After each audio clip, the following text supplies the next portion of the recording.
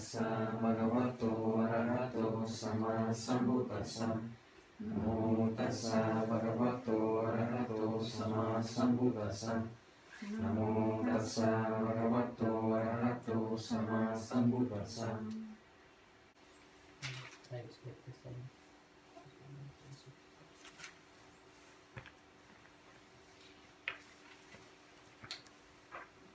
Bueno, buenos días.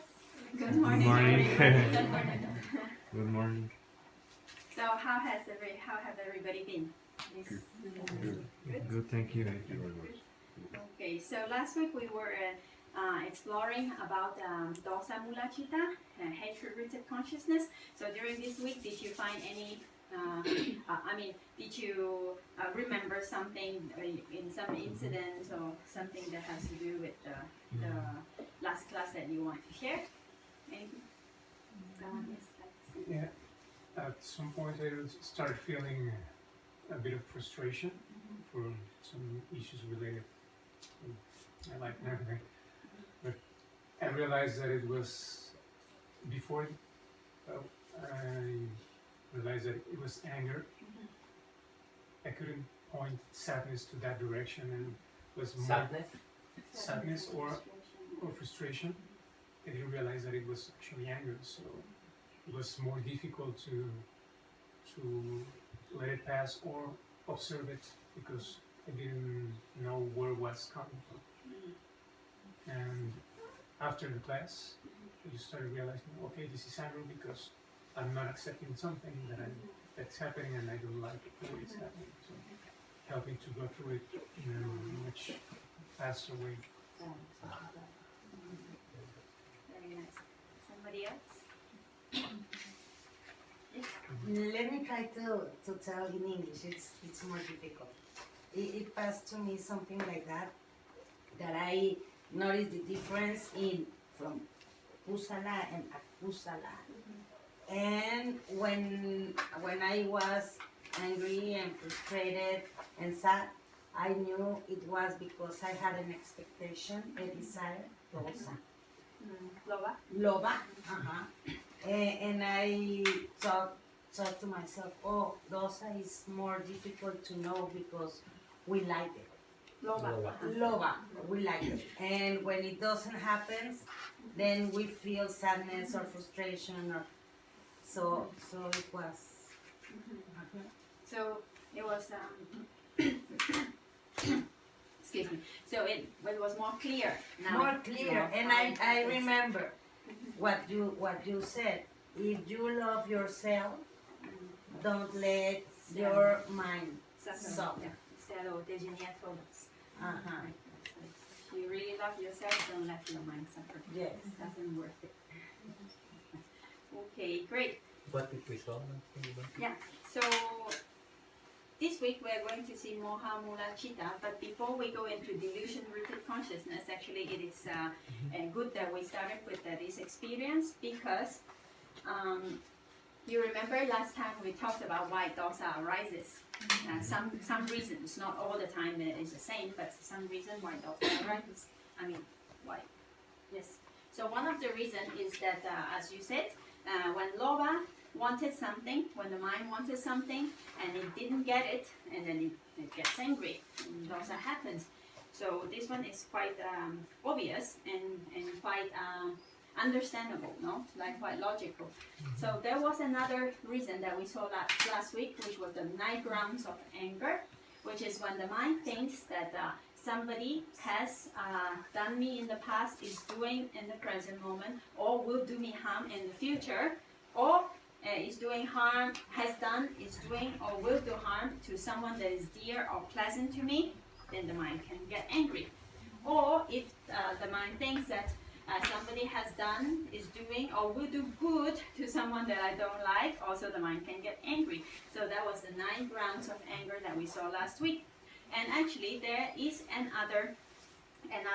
few reasons why how the mind can get angry, can get dosa, which I forgot to mention last week. So I was thinking we should start with this today. So has anybody ever get angry because the weather is too hot? Yes. This. Yes. Or has anybody gets angry because the weather is too cold? Yes. Or has anybody ever get angry because we're just like doing some walking and you hit on the like, and you just like this chair and you want to kick it? Like something like that. Yes. Okay. So we all have these kinds of experiences, and actually, the teacher says this is called groundless anger or anger without a valid reason, because the weather is hot and so is the weather. What can we do about it? And so the weather is cold is natural, and it is cold. It's just because it's cold, and we can't change it. Or if we hit on the table, well, the table has always been there. It's just, well, so why are we getting angry because of these things that it's not a valid reason? Teacher says, but we do get angry sometimes with these funny situations or unreasonable situations. So that's also another reason or conditions how sometimes anger can, or dosa, mula, citta, hatred-rooted consciousness can happen. Okay, so let's come. Yes, I would like to. We asked our teacher because we were remember last week about the prompted and yes. unprompted. So last Friday we had the opportunity, and it was on the almost on the line. We were saying the unprompted is when naturally the anger arises. Immediately we react, and he explained us more precisely that when we are prompted is, for example, we remember something. We are not yet angry. And then we continue remembering. Oh, maybe he had bad intention. So then he started to think about it. Then anger starts arising. Then we don't. The anger already came prompted by ourselves. And then the more we get into the story, we are not able to drop the story of whatever happens. Anger can continue increase, and that one is prompted by ourselves. So it is only when we think about it, and it's like if someone like our own ego starts to tell us. Will you stay like that? Like you're not going to tell him nothing? You're gonna let him or something? Then we are prompted by ourselves, and the other one is the natural, the ones that is just the immediate. For example, jealousy, Yes. you start like, Yes, that's totally prompted. It's what if this, what if that, and do, and then the anger. So now it is clear with me. Yeah, so teacher says because the mind is thinking about this and that. And so it arises. So last week, let's do a little quick revision about what we saw last week, and then we will go into the content of this week. So we are, all these few weeks we have been looking into unwholesome consciousness, akusala citta, and among the three family, which is and moha, yes, greed, hatred, or aversion, and delusion. Last week, especially, we saw about dosa, hatred, and then we saw that, like all the other cittas, dosa, mula, citta, hatred-rooted consciousness has a few aspects to it, and the first one is that it is associated with what kind of feeling? Remember? Domanassa, yes, unpleasant mental feeling. And domanassa, unpleasant mental feeling, only associate with akusala, with unwholesome consciousness, unwholesome, which is especially with dosa, mula, citta, with hatred-rooted consciousness, because domanassa, unpleasant mental feeling, does not associate with lobha, greed-rooted consciousness, nor delusion-rooted consciousness. Today we will look at it. Okay, so feeling is unpleasant feeling, and aversion has all kinds of manifestations. They are all kind of aversion, or patiga in Pali in this case. And the reason for it to arise could be lobha, greed not fulfilled, or expectation not fulfilled, or the 9 grounds of anger. I'm thinking about the one we just saw right now, or the ungrounded, not without valid reason. And also it could be prompted or unprompted. And so this kind of hatred-rooted consciousness, there are 2 types of that, which the only difference is prompted or unprompted.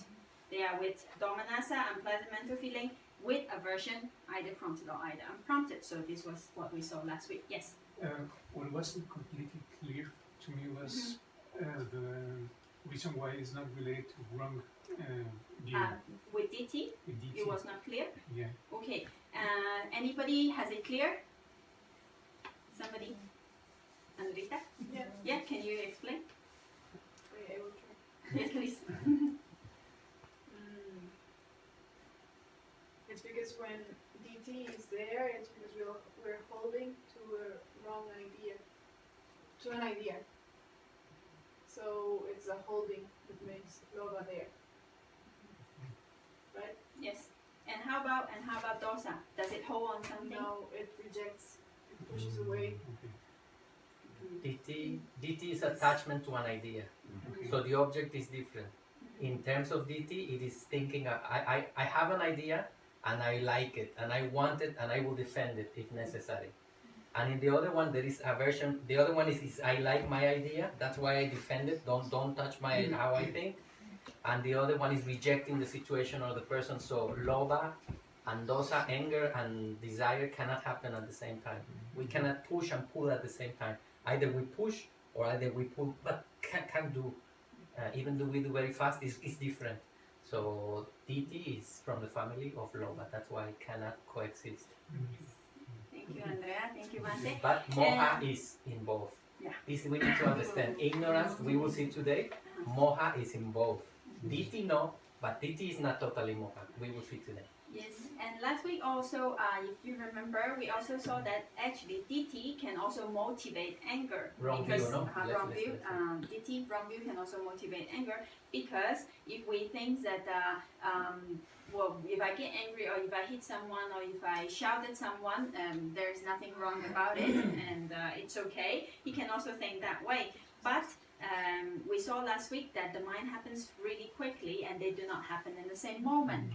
So some moments when he's having this idea, those are actually loba mula citta because he's holding on to his idea.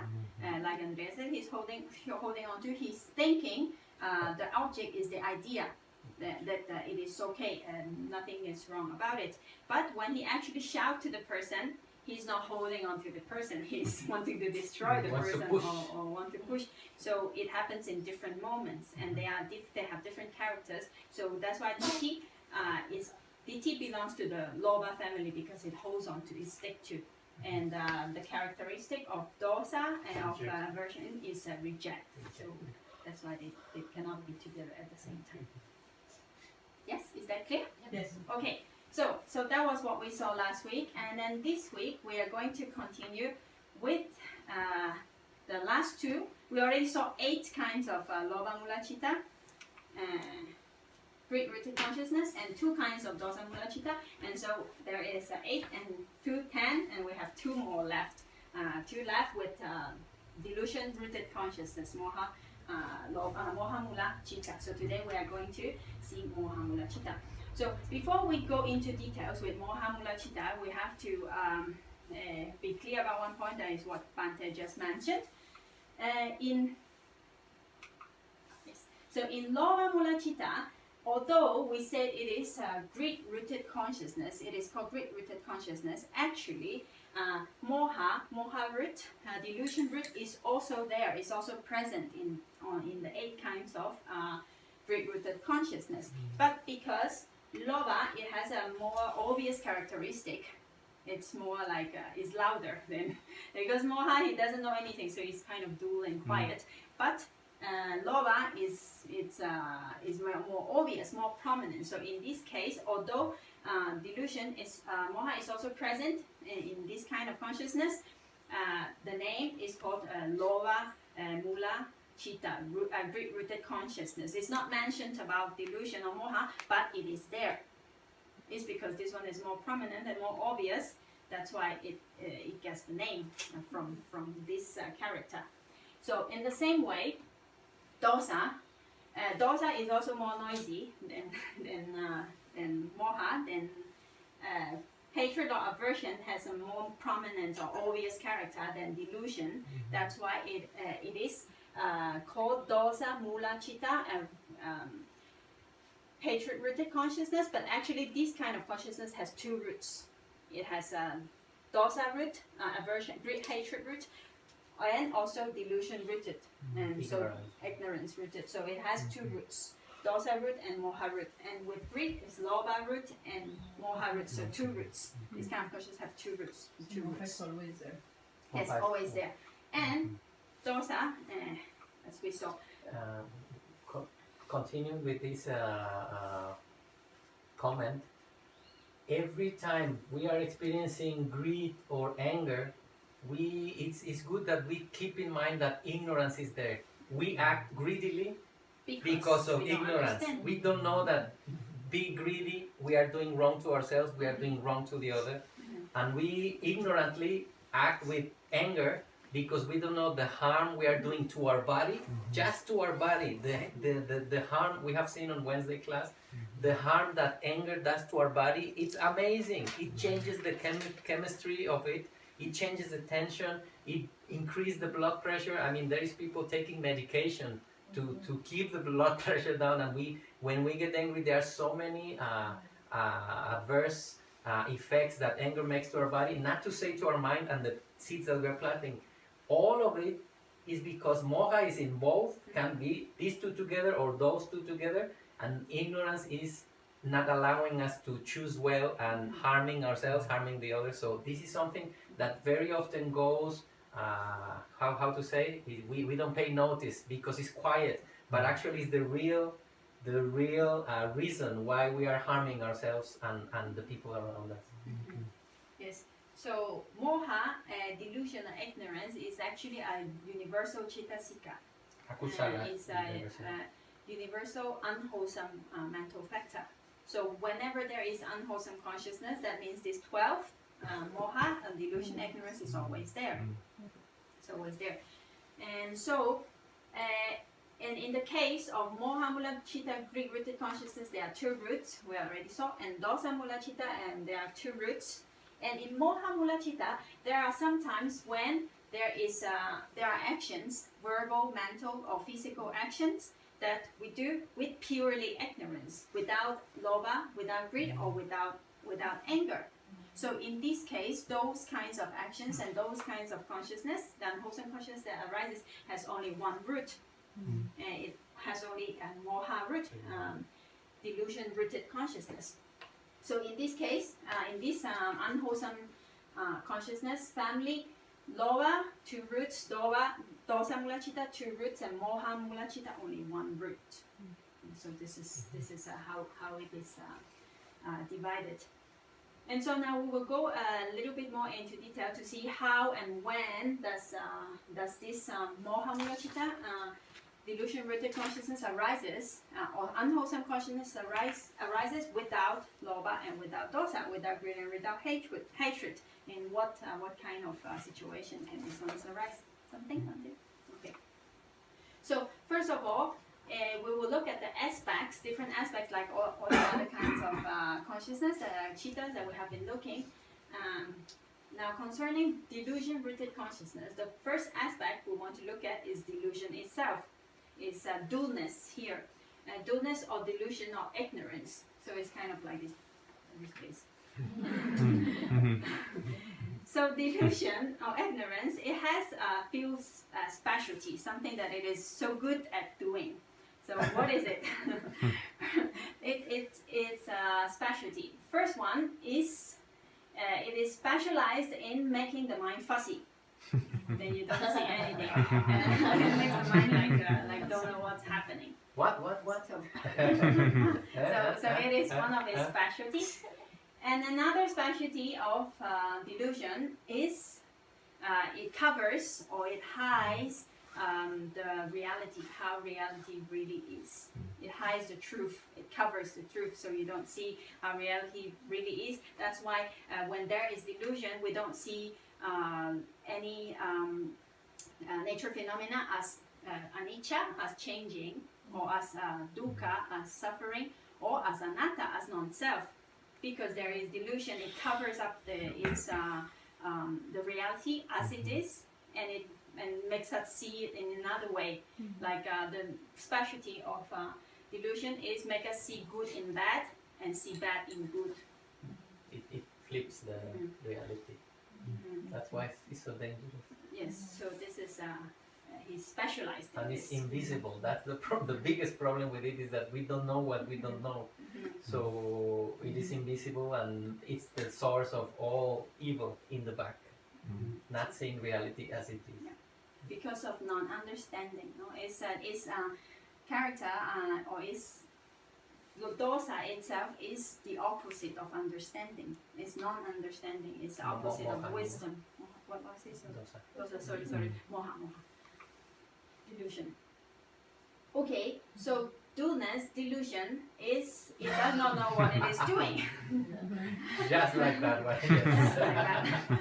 So this kind of action happens when loba or dosa, greed or hatred is not present. So say a person is doing a kind of a foolish or stupid action, but he is not wanting something at the moment. It's not like desiring something, or he is not angry about something, but he's just doing something like without knowing that it is bad or whether it is good or bad. So this kind of consciousness, Mohamūla citta, happens when there is unwholesome consciousness without loba or without dosa, without greed or without hatred. Okay, so that's the first aspect about delusion-rooted consciousness, moha itself. And the second aspect, as always, is mental feeling. Now, concerning mental feeling, because the mind is dual, is diluted, is like it doesn't know anything. So the teacher said that this kind of consciousness, they do not enjoy, or they could not taste the object. Remember that citta takes object, right? So they cannot taste the object as fully as the other consciousness, because it's a little bit dual. So it does not taste the object like wow, like this, like with somanasa, like very pleasant, or very unpleasant, like really getting angry about it. And so that's why it doesn't associate with pleasant mental feeling nor unpleasant mental feeling, because it itself is dual. It doesn't know. So that's why it only associates with upekkha, neutral mental feeling. Is that clear? Yes? Okay.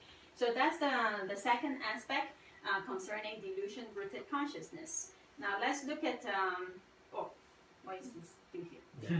Anyway, okay, you know that is not here. Okay, so the other aspect is with doubt. That's one of the characteristics of delusion-rooted consciousness. So let's take a little bit more look on doubt. Doubt in Pali is called vicikicca. As is when the mind doesn't know what to do. Is a characteristic of indecision, puzzled, uncertain, wavering, and hesitation. So when the mind is having doubt, it is not angry at that moment, and it is not desiring anything. And so this is pure delusion, pure ignorance, moha, when it is concerning only doubt. And this doubt specifically is not about whether I should take chocolate ice cream or strawberry ice cream, which one. It's not this kind of doubt that we are talking about here. This vicikicca doubt is more specifically about when we are thinking that this kind of like when we do good, is it really good to do good? Will it have a result to doing good? Does it worth it? Or if I do bad, is it really the bad result is really will happen or not? Or doing this meditation, is it really beneficial? Am I really going to understand how nature works by closing my eyes, looking inside? Or like this kind of doubt about the nature, about the teachings, or about this kind of doubt is mentioned here, because the mind is not being able to decide whether it will work or whether it's not work. So it is being indecision, and it's hesitating, and it's uncertain, and it's puzzled, and it's wavering up in different directions, and that's why the mind cannot concentrate. And this is one of the 5 hindrances. You remember we talked about the 5 hindrances before. The 5 hindrances is sense desire, ill will, doubt, restlessness, and worry, and what else? And sloth and torpor. So those are the 5 hindrances which does not let the mind stay calm and meditate, let's say, or rather meditate, or rather understand how nature works. So this doubt is also one of the hindrances, doesn't let the mind stay calm and continue. Yes. Doubt and ignorance are always, they are like couple, isn't it? They sound like friends. Whenever we don't have enough information about something, we get doubt, isn't it? So not knowing brings doubt. I want to buy 2 cars. I don't know how good is this one. I don't know how good is this one. So then doubt comes. Should I buy this one? Should I buy this one? How to overcome doubt is getting information. I really go and check this one. What are the good qualities of this one? What are the bad qualities of this one? What are the good qualities of this one? What are the bad qualities of this one? And information, non-ignorance, non-knowledge starts taking away doubt, because now I know that the decision will be clear. Of course, I buy this one because it is better and it has less things that are wrong. So always they come together, and one springs the other, and they are always like couple, doubting and being ignorant and about not having enough information or advice. Now, one thing, there was one comment before the class. I would like to take this moment. Feel free, whenever don't understand a word in English, we go through. Just raise your hand, we go to the word. So, because if one of the words, maybe not in this case, but if one word is not clear, then as we continue using the word, then the holds. So feel free, just raise your hand, we check together the meaning of the English words. Thanks. Or Pali, and anything, yeah. Okay, so now here in this presentation of image, there is like option A and option B, but actually there could be more. So one can be doubting like about A, B, C, D, F, G, H, I, J, K, L. So now the mind is like this, and it cannot decide which one, what is really true or what is not. So this is the characteristic of doubt. Because why does this happen? Because of its inability to comprehend, just like what Bante said, because of ignorance itself, because it cannot understand, it has no ability to comprehend or to understand. That's why the mind is like this. Ability or information. Okay, so now we have seen 3 aspects of delusion-rooted consciousness, and there is another one, which is restlessness. When the mind is restless, it's also only restless without wanting other things or without getting angry with anything. In this case, is also one type of the delusion-rooted consciousness, Mohamūla citta. So let's see a little bit more about this. With restlessness is called uddacca in Pali.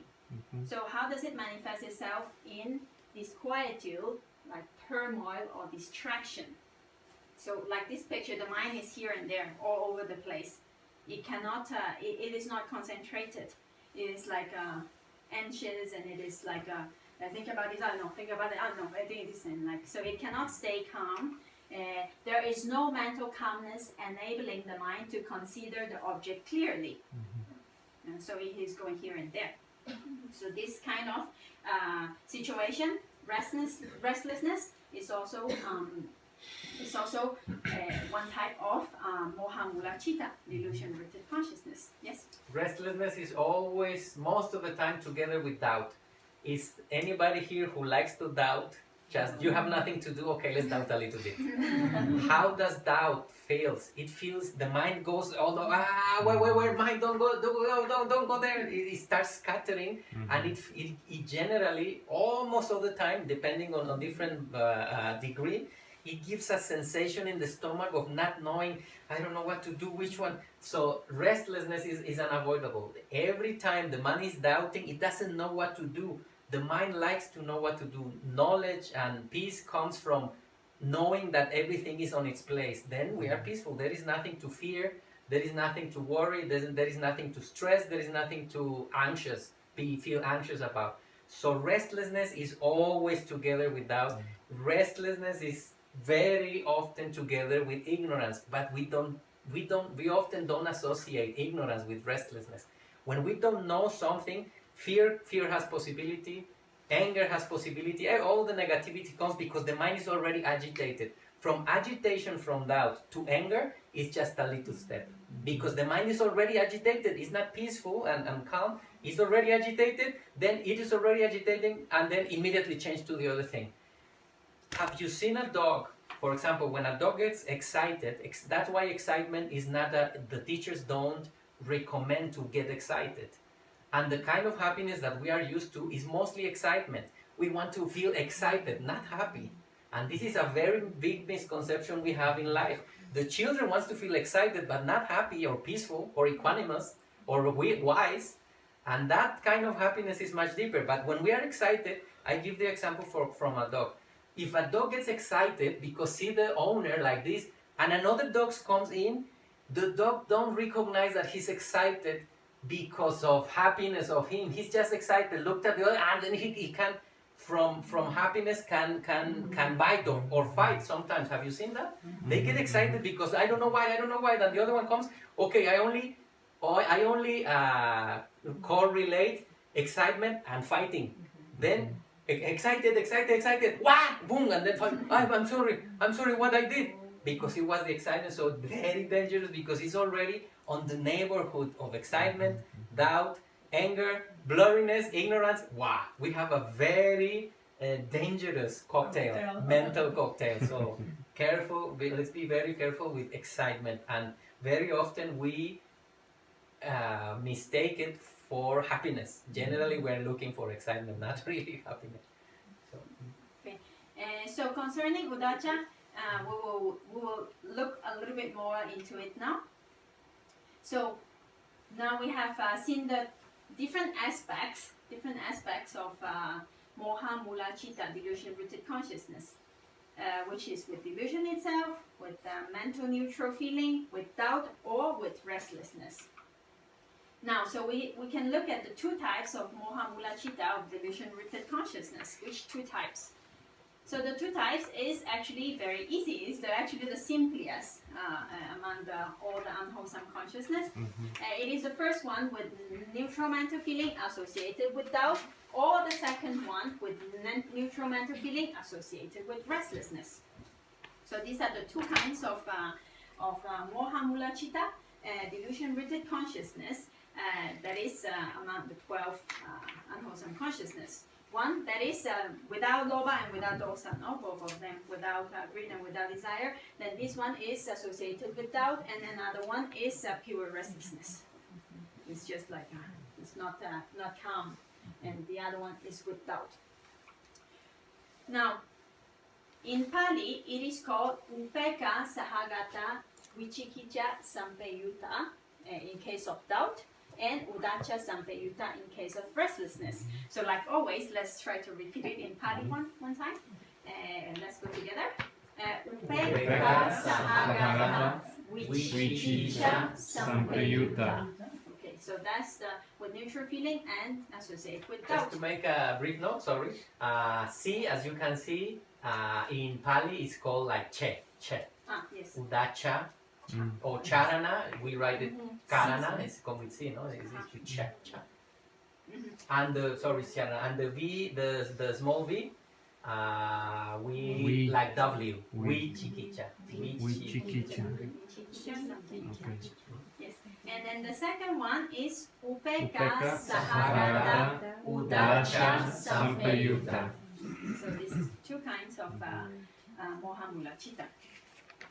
It's not in the notes? I have a Yes. doubt. Yes. So I thought that the doubt and restlessness were together. Like all the It will time. come. Oh, okay. Actually, right now. Yeah. Okay, so I have, give me 1 minute. No, Yeah, and I'll go from here. I Yes. have a question. Yes. I just want to clarify that you mentioned that doubts are only in deep things, not simple things. I don't take a water, I take a tea. Is that a doubt too?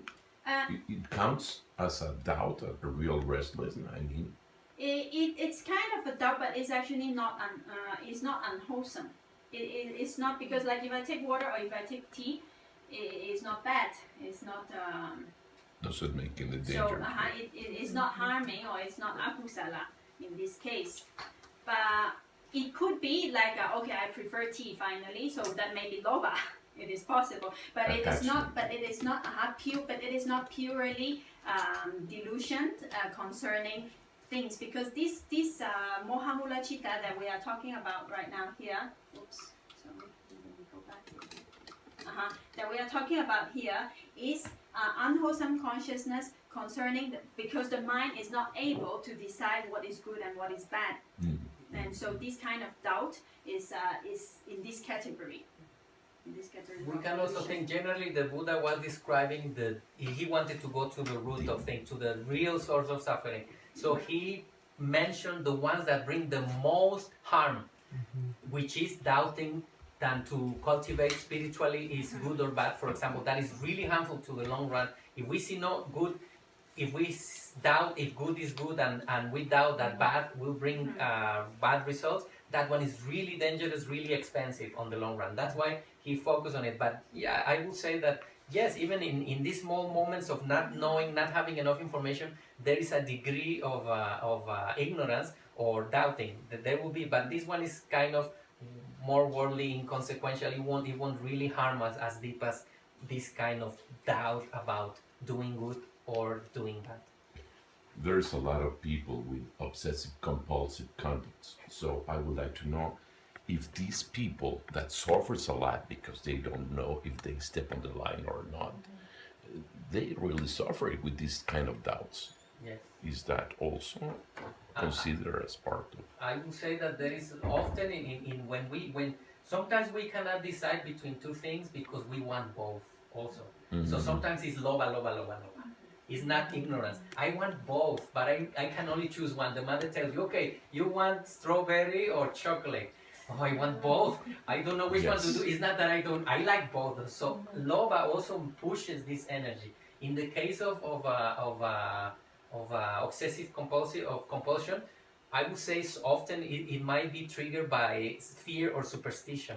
So for example, if I stand there or something, or then the mind is overthinking, overreacting, and having obsession about thinking about things that are not really there, that anybody will say, well, that's no problem, just step on it or do it, just do it, don't worry, choose one, pick one. So we know that when we are in the neighborhood of akusala, everybody will be there. For example, doubt because I want both, doubt because I don't know which one is better, that is moha, and doubt because of fear. Which one? Should I do this? Should I do that? Which is fear becomes with anger. So once we are in the neighborhood of akusala, man, we can expect the worst. That's why the Buddha says, don't go to that neighborhood, don't go to that neighborhood, because everything is connected. So of course, case by case, we cannot give a general answer, because it should be seen case by case. But now I'm just opening the options how actually all of them can bring this kind of unease, shakiness of mind, uncertainty, and this suffering that actually is painful. I don't think none of us likes to doubt or fear. It is something that takes a lot of energy from ourselves. So it's suffering in any case. So we need to understand this to go out of it and catch as much as possible who is the culprit, who is the one making the trouble. Loba, those are moha, and very often, not at the same time, but they will be happening one after the other. Everybody will be, they are like the three rats, no, they are always together. Yes, let's fight. Okay, Loba, attack. Okay, moha, attack. Dosa, fight, kill it. So, Like, for example, if someone working at a slaughterhouse, for him it's just work. Maybe he's not killing animals because he's angry at them. yes. He's doing it because he doesn't know that that's causing harm to sentient beings. And right? to himself, And to a himself. lot. Of course. And that example about someone who's obsessive compulsive, he's probably paying more attention to, or focusing his attention to, like, signs that have no really like useful meaning, and because But he's the mind believed it. but the mind believed it, yeah. So he's experienced that pain through the ignorance of paying too much attention to those signs instead of just letting them go, right? Yeah, just flow. One last thing, just to see how the negativity makes like a cake. For example, I have this pattern, and I don't want to step on it because I fear something. This is bad luck. This might be bad for me. At the same time that I don't like this because of fear, out of fear, I don't want to touch that. That is dosa. I love and protect myself too much. So loba actually is in the back. I like myself. I don't want to be harmed. I don't want nothing to be happen. So apparently it is very tricky because when we see the reaction of the people, we may see externally it is showing us anger. It is showing us fear. But actually the real reason of fear is I don't want to die. And if I don't want to die, that means I want to live. The strongest one is the attachment to life. The strongest one is the attachment to well-being. The strongest one is the rejection to pain and the attachment to pleasant. So you can see how everybody is just there. It shows in different way. We may see loba. I want you to talk me. Don't talk to me like that. I want you to talk me nicely. So it is already both. I'm angry. Don't do that, but do as I like. So it is always coming like that. And moha is always the chief in the back. Moha is the capo. Because of all the other ones are the hitmans, the Bodyguards. achichincles, los bodyguards, los manda a loba and dosa. It sends to say something, but moha is always in the back. That's why this one that is hidden, as you see in the chief of the gang, is never shown in the fights. He's always directing from who knows where. He's on a TV screen or somewhere. He's giving instructions to everyone. This is the real dangerous one. The real boss. The boss. Well, now let's go back to the little bit microscopic, because like now what we are seeing is in experience. It feels like that they all come together, no? But actually, it could be, say for example, a fear of stepping on something or whatever, because of ignorance. Remember, we saw that there are dosa, mula, citta, hatred-rooted consciousness. It's with two roots. Yes, so it has ignorance and it has dosa. It has aversion. Both is there. So based on ignorance, it acts with anger or with hatred. So ignorance is also there. They're together. Or it could based on loba, because I don't want to be hurt, or because I love to live and I love my life. So based on ignorance, because of not seeing the truth, not seeing how things are, then cause and effect, not me and not mine, not seeing the real true nature of things, then this kind of desire arises, and then it is together. And these two roots, no, when in case of dosa or in case of loba, mula, citta, greed-rooted consciousness. And now, when we talk about this kind of these two types of greed-rooted, delusion-rooted consciousness, Mohamūla, citta, it is without greed and without dosa. It's those cases that is purely moha, only ignorance. So that's why it is like it could associate with doubt or could associate with restlessness. In this case, without loba, without dosa. But it does not mean that with in loba and dosa, delusion is not there, because we already saw that it is always there. Yes, so this is the cases when loba and dosa, greed and aversion is not present. Only in these cases. Yes, okay. So now go back to Ka's question, and so before that, we go a little bit backwards. Remember, citta is the unit of consciousness, and we sometimes describe it as like a container or the plate. And cetasikas, mental factors, are the ingredients. And together, they make the consciousness, right? One consciousness, citta with cetasika. So all that we have seen now, say for example, loba, dosa, and moha, and greed, aversion, and delusion, and also ditthi, wrong view, vicikicca, doubt, uddhacca, restlessness, all these are cetasikas. Yes, they are ingredients. They are ingredients that are inside the citta. Well, not inside, but they arise together. Yes, to make the dish. And now, of course, the dish does not only have one ingredient, but it has many ingredients. But up to the more other ingredients we will see in chapter 2. At the moment, we are seeing the main ingredients which make the main dish, that's like spicy dishes. So we are only looking at this. Entremés. So all these it's important that we understand that citta is the function of citta is to take the object, and then those ingredients that is with the citta, whichever kind. Let's say if it is dosa, then that dosa does its job with the object that citta took. Yes, then it gets angry about it and it wants to destroy it. Or loba, in this case, greed. Then that ingredient with that kind of consciousness, it holds on to the ingredient and it sticks to it. Yes, so this is citta and cittasika. So now what we have seen up till now are the spicy family, 12 dishes with its main ingredients. Only the main ingredients, no? Because there are other ingredients like we haven't looked at, but we already saw 12 dishes. So these 12 dishes, Indian, Mexican, and Thai. so these 12 dishes Together. of the unwholesome Mixed. of the unwholesome consciousness.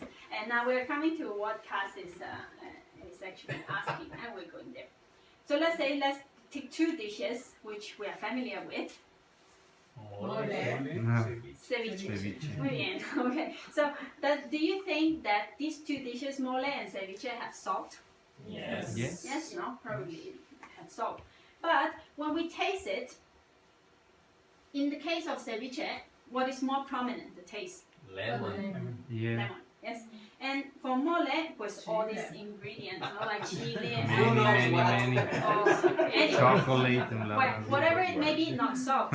Yes, yes. So in this case, although these two dishes have salt, but what is more prominent, what is more obvious is lemon or these other ingredients, and salt is kind of like in the background. It is there, but it is not so obvious. Yes. Unless you put too much, okay. Okay, so let's say in this case, for the 12 agusalachitas, udacha is like salt. It's actually present in all of the 12 agusalachitas.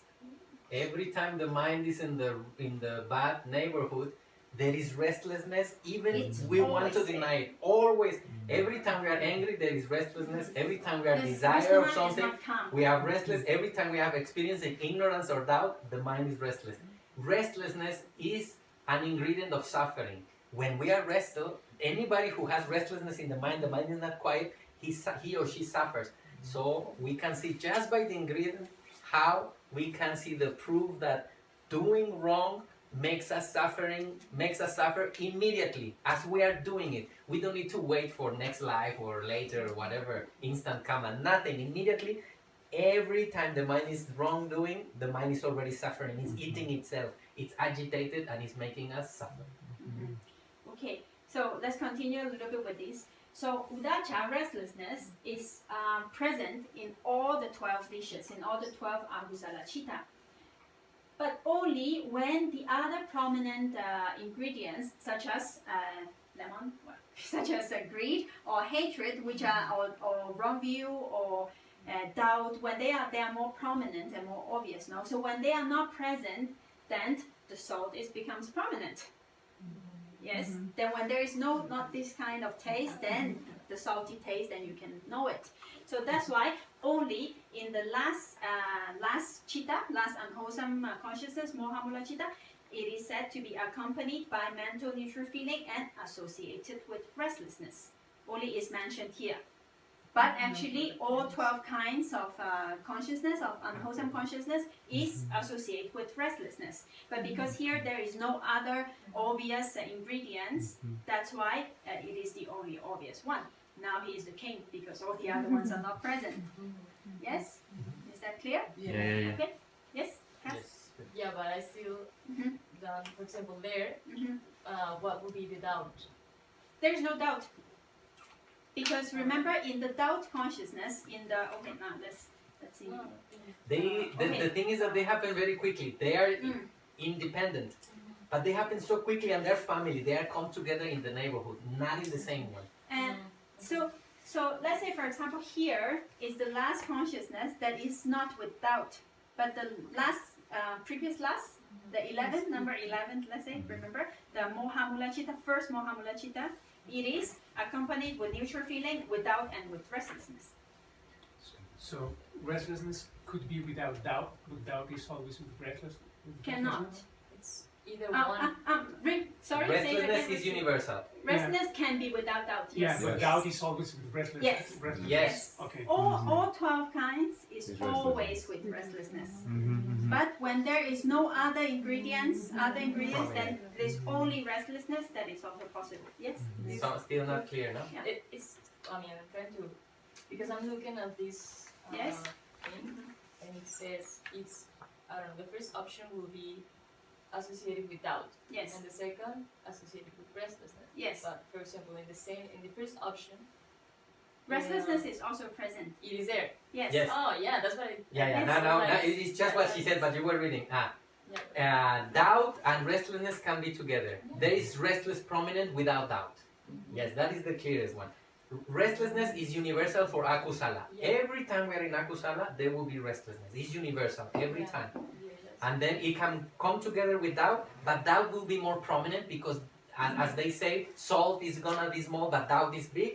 And then restlessness can come by itself without doubt. Okay. Now, another thing, let's remind that these units of consciousness are happening billions per second. So we can have one doubt, one restlessness, one doubt, one restlessness, one doubt, so much that at the end it feels like it is. We experience it as the same. When we look in the microscope, which is what we are doing right here, we can see that there is one and there is the other one, and it is impossible to look at them one by one. Only the Buddha could because of his mental stability. Actually, in actual experience, if we are trying to see, oh, this one is this one, that one is that one, impossible because there are billions per second. So, for example, we can have restlessness, doubt, anger, and we feel angry, restless, and doubtful at the same time. But in our experience, that's how we get it. But technically, that are the division. Yeah. Yes. So the Click. Yeah. So what the we- number one, let's say, is ceviche. So it's lemon with salt, Mhm. and the next one Salt. is broccoli with So salt. when we mention it, we always have to keep in mind that in the first one, it is also restless. Yes. Yes. Besides, we're Oh, actually, all the 12 kinds. Loba Yeah. mula also, and dosa mula also, okay. and Mohamūla also. When we arrive to chapter 2, when we see the universal ingredients, this is gonna become clear. All the universals are always there.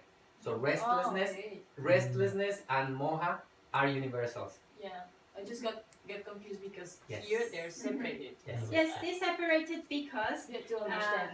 Yes, yes. because Yeah. this one, the last one, is without all other obvious ingredients. So this one is the only obvious Yeah. one, like the salt here in the broccoli. And the other one is, although salt is there, but because it is not as obvious as lemon, Yeah. so that's why it is not being mentioned, but it is there. Yes, yes. Okay. Yes. Okay.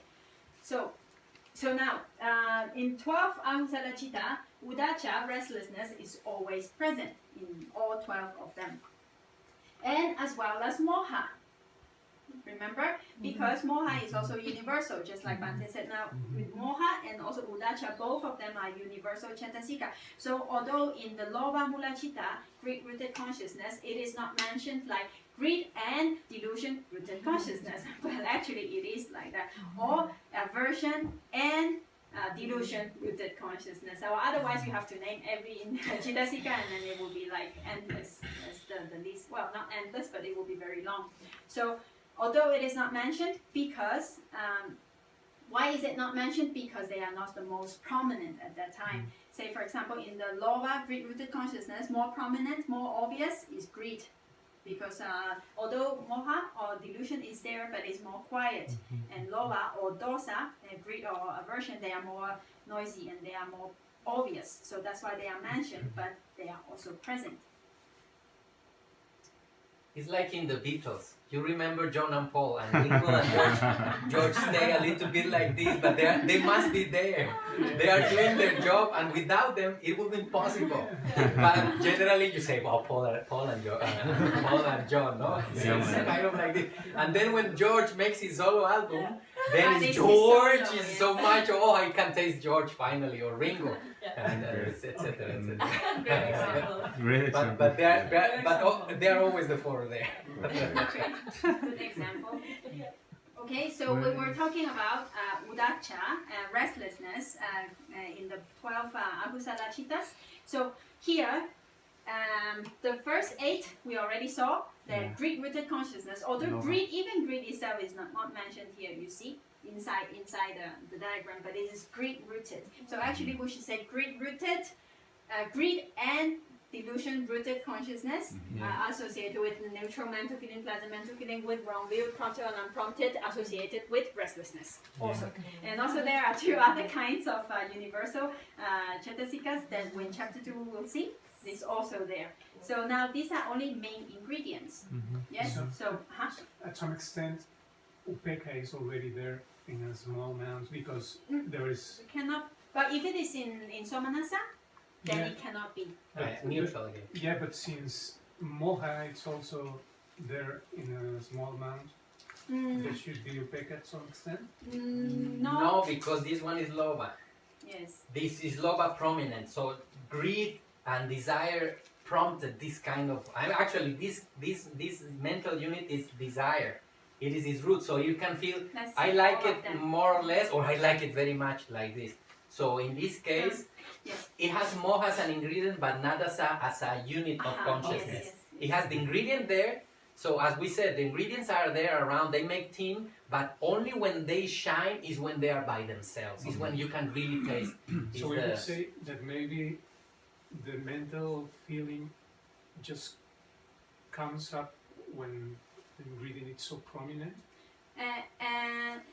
Mental feeling is also one universal cetasika. So in all kinds of chittas, all kinds of consciousness, there must be some kind of feeling.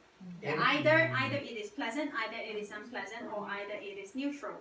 Yes, so these three kinds, whichever. So I'm coming. So it depends on what kind of objects or what kind of chitta that it is associated with. Then it becomes either pleasant, unpleasant, or neutral. Now, actually, after this, we will also go a little bit more into that.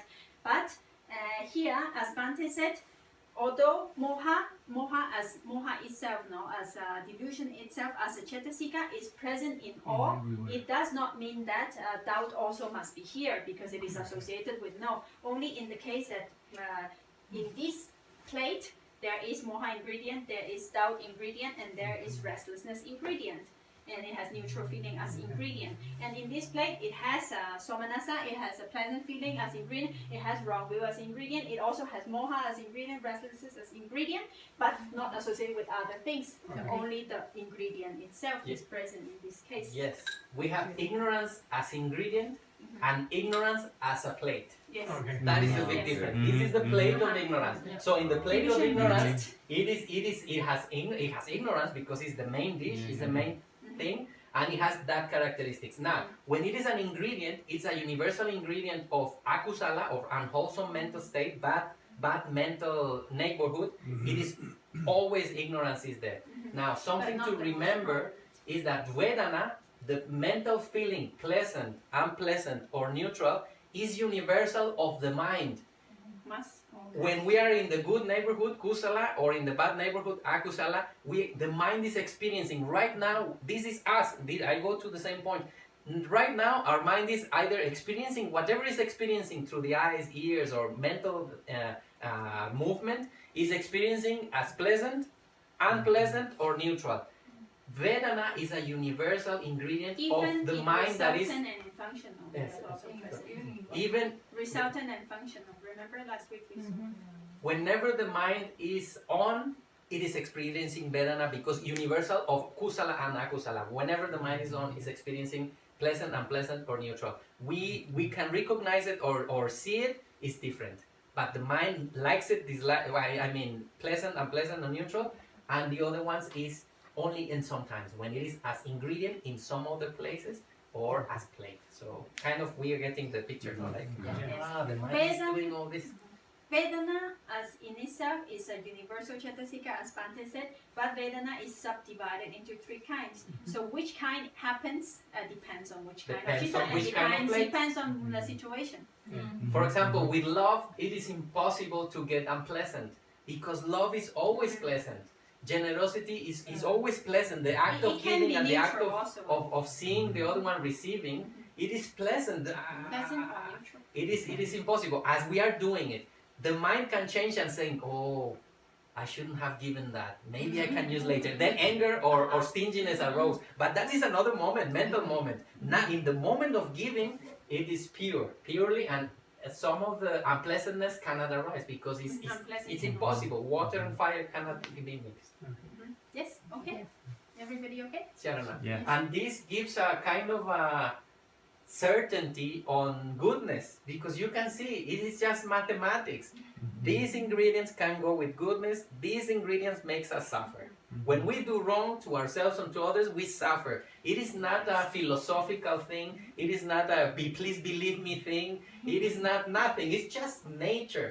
Whenever we see the ingredients that come together by logic, then the mental development and the spiritual development of each of us is just in accordance. We just need to follow nature. We just go to the side of nature, and it is the most natural thing to do.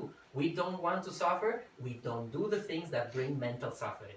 We want to be happy. We do the things that are related because of its nature to sensations of well-being and inner pleasure somehow, inner ease.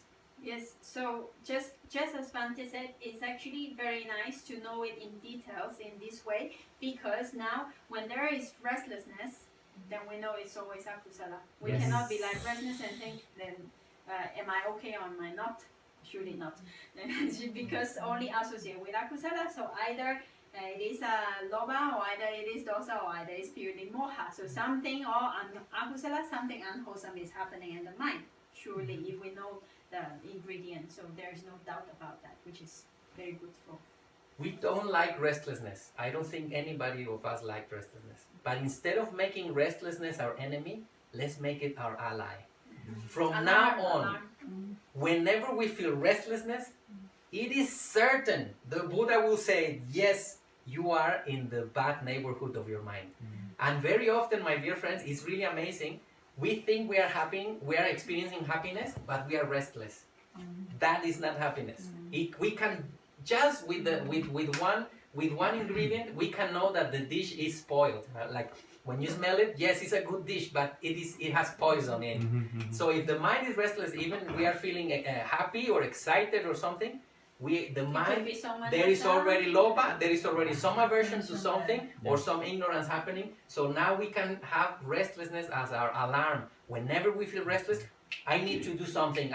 The mind is in a negative neighborhood for sure, because restlessness cannot happen in beautiful, noble mental states. Impossible. Only peace, equanimity, love, and generosity happens on that neighborhood, because they are is together. And what could we do there at that moment? Like recognize it If- and If we were lost, let restlessness and the suffering that it generates, because it's bigger object, make us awake. Wake up, wake up, wake up. Check what is the mind doing, and start checking what can we do. Step back. The first thing, objectify the situation. Is not me happening. It's not at the conventional level. Of course, I'm experiencing it. But then I give one or two steps inside of myself. I increase the alertness, sati, mindfulness, and then we start checking, dividing, as the popular saying says, divide y vencerás. Divide and you will conquer. So we divide into ingredients, start checking what ingredients are coming from the outside, what ingredients am I putting on it, or in which way am I fueling the restlessness? Am I greedy? Am I anger? I don't know who it is doing. Then we start understanding, check the situation. We move, once we know, we learn enough, we move to the good mental states, we continue there, and we are ready for the next time that a similar situation happens. We already saw the ingredients that are there, so it won't eat us again. We will be, before crashing, we will know, before getting into the bache, how you say you went into the road, and there is a hole in the road. Dum dum, oh, it hurts a lot. Al coche le do más y al attachment, and the attachment to the car is worse. So it hurts. But next time you know there is the hole there. So then you come, and maybe you come again, but I almost remember. And next time, the hole is there. And it comes a time when you know it is there. That can be a situation, that can be a person, That can be an inner mental state that arises as a pattern in the mornings or before going to bed. I know I'm going to the room. I know that room in the night or in the night often means this pattern. This pattern hurts. So we start getting ready for it. So we know the bache is there, and then we didn't fall again. So there are many layers of dealing in the moment, and then preparing for future, because we will continue alive, and it might happen again. Okay, so congratulations. Now you have officially finished the first family of cheetahs. Very good, very good, very good. Yes, yes. I'm sorry, I would like to know why there is no unprompted in the doubts. Good question. Because, So- I mean, if I have a doubt, water or tea, and immediately someone comes to me and says the tea has some poison, I immediately have more doubts, you see, so it can be prompted. Actually, doubt and restlessness cannot be prompted because it happens inside oneself. One cannot encourage you. Let's have some doubt, or like because doubt arises in oneself, or let's be restless. Ignora. Not possible. It is not possible. But let's say, for example, in this example, when one has doubt, actually it is already unprompted. One already has the doubt about which one to take. Then another person come and say something, then he might prompt some kind of greed. Yes, maybe I wanted this one, or maybe he can prompt some kind of aversion, or maybe don't like this one. But in this case, about restlessness and doubt is purely by oneself. So let's say it is always unprompted. It is so dull, and the mind that is not knowing, that is at some degree kind of weak. Yeah, it is not, nobody can tell us to be ignorant, because the ignorance is really personal for each of us. So this thing is just inside happening because of our tendency, and the mind, let's remember that the mind is like, it's kind of not knowing, so it has no this action of I will do, I should not do. That is already too active. On those one is very active. I want or I don't want. It's very clear and clean in the mental activity. But ignorance, that's why it's one of the most difficult enemies, because whenever we want to see it, if we want to see anger, we can see it, and anger shows physical signs. I know I'm angry because the face is hot. I know I'm angry because I feel that the muscles tense and the stomach is burning. Easy, because the body is telling us, you are angry. You are getting angry to something. The heart is beating fast. But ignorance doesn't know. It's a ghost. It doesn't know so much. It makes us not know more. Not know more, so it is happening without us knowing it. That's why it's so difficult to catch it. Like the example that Ajahn, a very dangerous enemy, because it's invisible. One time, Ajahn example, I love this example, I have said it many times. He said, a monk comes to Ajahn, very respected, beautiful Thai master. He died already. So then he says, Ajahn, I know when my mind is greedy. I know when I am angry. I have no doubt. But how? How can I know that I'm experiencing ignorance? And then Ajahn turns to him and says, oh, for you to ask me that question is like saying the following.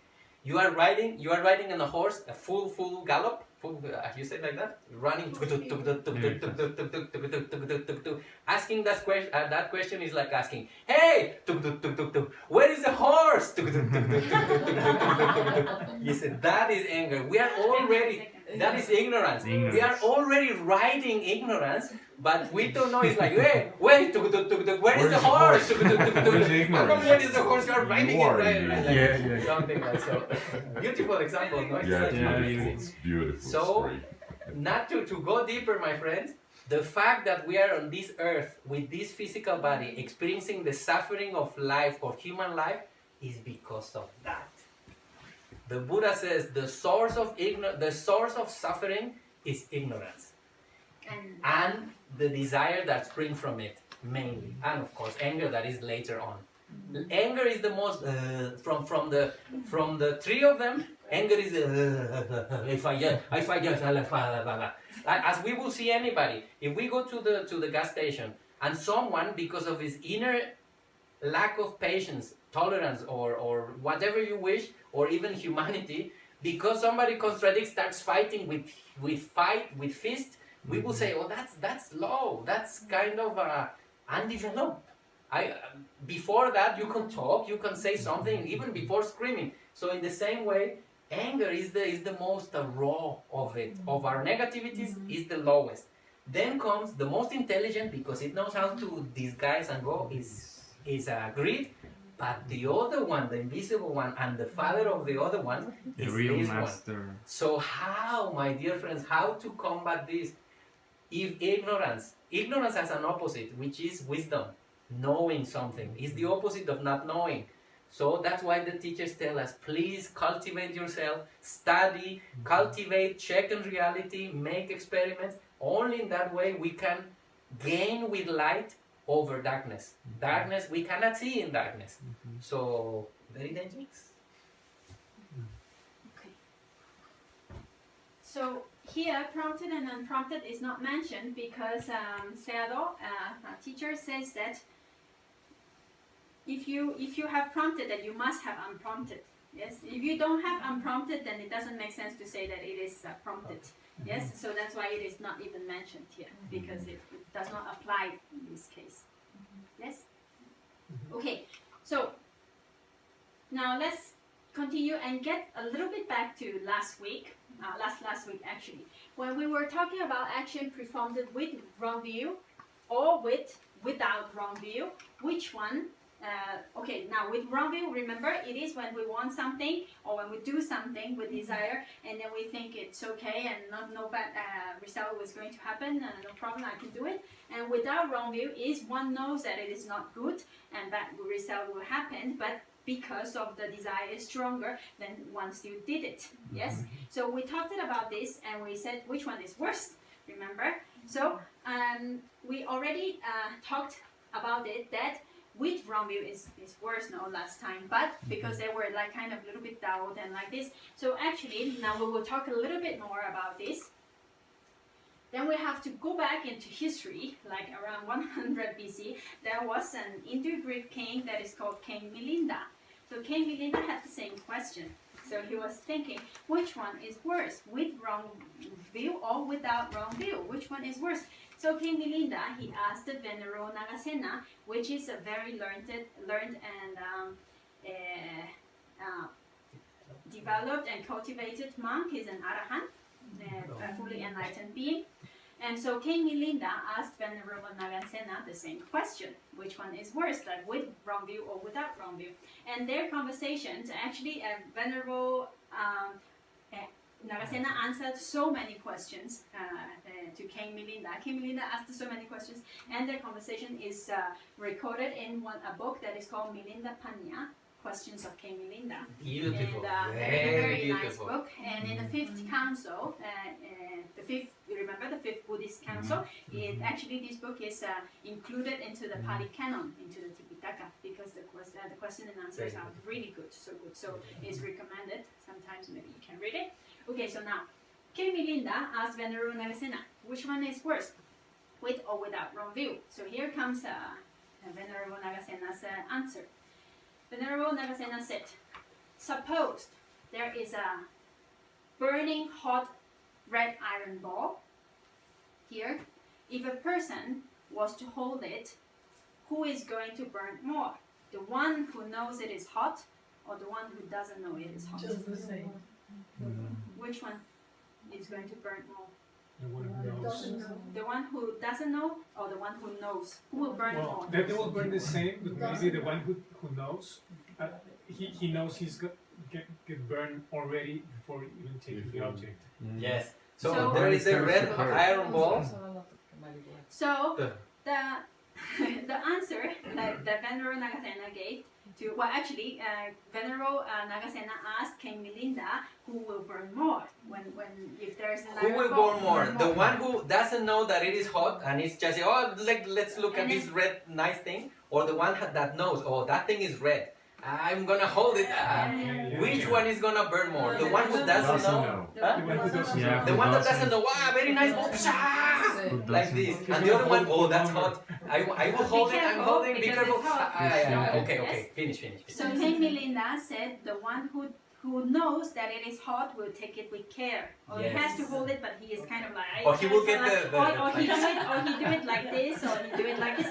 But the one who doesn't know it, he will just grab it Yes. with all the force, so he's going to burn more. You remember two or 3 weeks ago you asked this question, why is it more dangerous to not to know? That is why, and Sharon unfortunately found this example. It's beautiful. If you don't know that is hot, you will burn more because you will just Grabs hold it it. with all the force, no? Yeah. And the other one is gonna, I'm gonna hold. Maybe like a little bit like this. When you're turning tortillas, like Yes. Yes, exactly. and if you don't know that, Yeah, if you don't yeah. Exactly. So that is a big difference with that. When we don't know how harmful an action is, We we will with the do it wholehearted- without knowing, and we will burn a lot. But we already know, because sometimes we say, who pays more? The one who knows that it is wrong? Actually, he will do, but because he knows it is wrong to himself and others, and he's gonna do bad to him, he will do at least with some kind of little bit more Kindness. careful. consciousness about, I will do not too much, but I will still. Yes, so I thought this was a very good Yes, it is answer very from, No más from poquito. an arahat, of course. From hopefully enlightened person. Yes. Okay, so now we finished with the 12 agusala chittas, and there are some aspects to it. We saw like the feelings and the wrong views and the prompted and unprompted. In the teachings of the Buddha, it's about cause and effect. Nothing happens just because or by luck. Yes. So here in the commentaries, the ancient teachers, the teachers explained a little bit about the cause and conditions for the arising of the different aspects of the chittas. So now, as we already completed the 12 agusala chittas, I thought we can take a little look at the explanations of some cause and conditions for the arising of the different aspects. And that will come into Alex's questions. Are we going okay? Yes? Yeah. Sepante. But not doubting how are we going.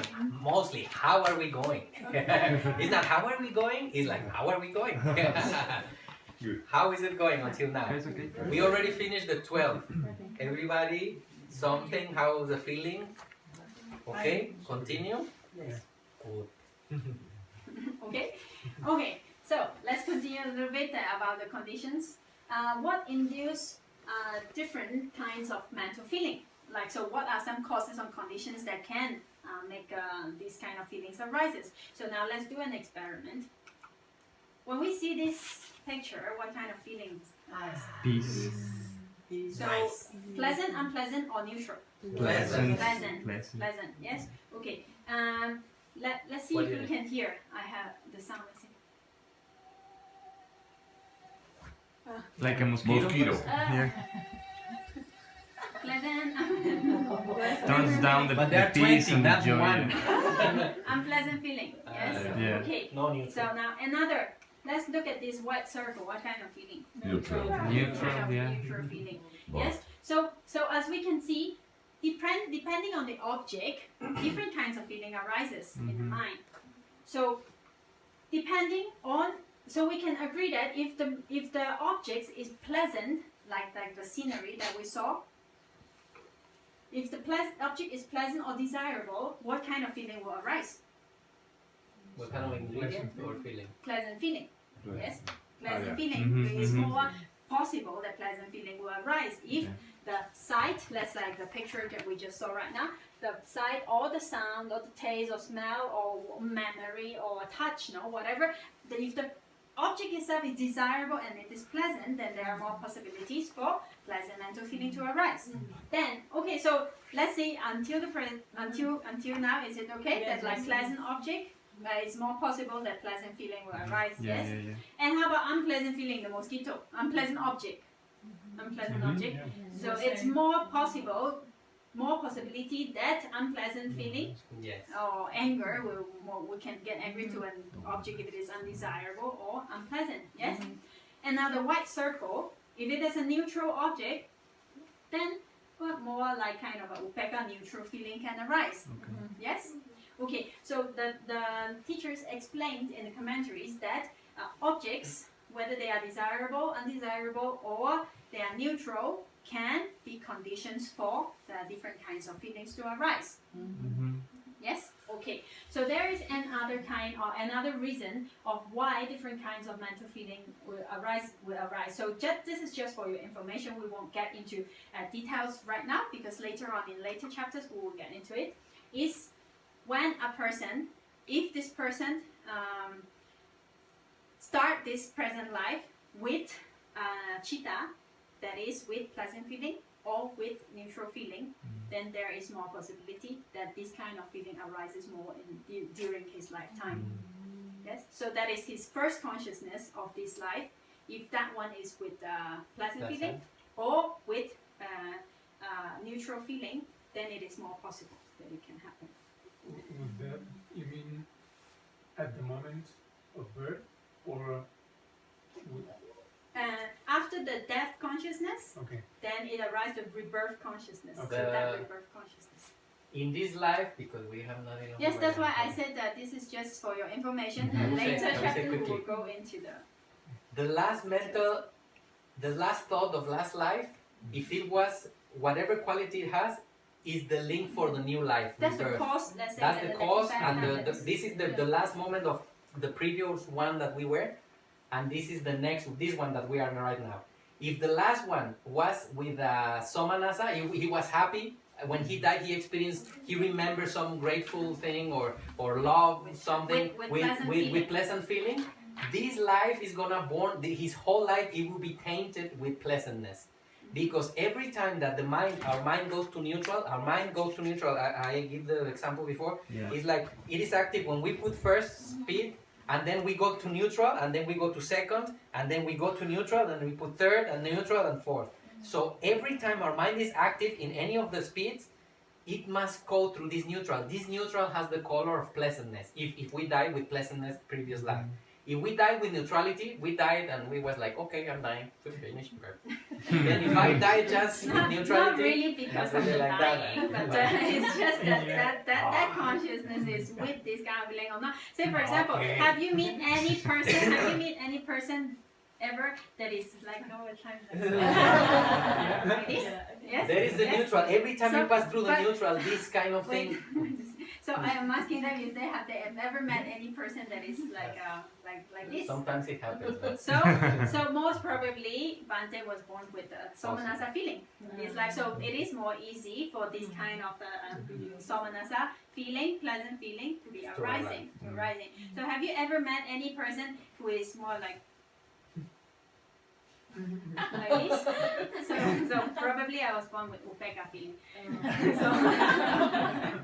Charana, come on. But this is a condition that you have to keep it all your life, like No, you don't have to keep it. This is there. It's just happening. you just It is you the can color. change it or you No, cannot in this life. Only if we. you have to accept But it. it is not about bad or good. It's No, not bad or good. accept It's it. just Only accept it. energy. It's just energy. Okay. It's the color of the mind, of the neutral of the mind. Okay. So every time you go from one to neutral, you get this kick of neutrality or somanasa. Okay. You cannot get domanasa because if we die with domanasa, we don't born humans. Yes, that's why We I'm go asking. down. No one who dies angry comes back to human. immediately to human. Whoever dies sad, fearful, angry, or suicide cannot become a human next life. Next one maybe because he will live somewhere and he might do something. But impossible because anger cannot generate a human being. Only somanasa or neutrality, love and generosity. So congratulations. If we are humans today, it's because last life we died with either with love and generosity, but wisdom is not With or assured. without. That's why we need to cultivate wisdom because wisdom is not a given. That when we were born, that as human being, that metta, adosa, and aloha is definitely there. And but one point just to clear is that somanasa or upeka can accompany good. You remember somanasa, pleasant feeling, and neutral feeling can accompany kusala also, and can accompany akusala also. So if this kusala, if the last moment of the last life, if it was a kusala with neutral feeling or with pleasant feeling, it could be either of them, then the resultant consciousness, which we are going to look at next week, and that's why I'm talking about this now, then that kind of resultant consciousness can arise, well, actually maybe next few weeks, but anyway, next week we'll come to. So the result, vipaka, resultant consciousness that arises has the similar quality as the ones that as its cause. No, because let's say an apple seed give an apple tree which gives apple, so they are similar to each other. Yes.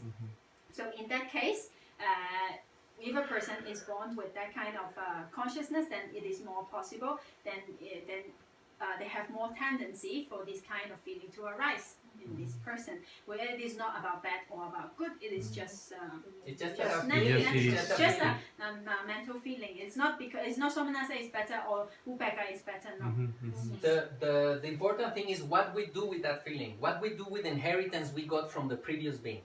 The previous one definitely did good because we born in a family with no hunger, with roof and with education. We are already very lucky. So the previous one did well. That's definite. What we do now is the important thing. Now the beautiful part is that that's why the teachers refer to human beings being good in essence, because even the worst murderer, even the worst person, the sicario, whatever, in his neutral mind he has generosity and love because previous life he had. That's why we can connect to that thing, so sort of connect to that thing and increase it. The problem is that sometimes we get very good inheritance and we spend it and we die poor.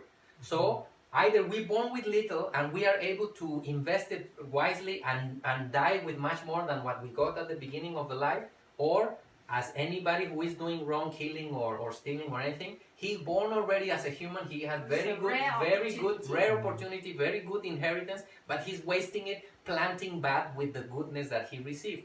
So very beautiful to know that we are beautiful already inside. We are here because of goodness, because of love and generosity.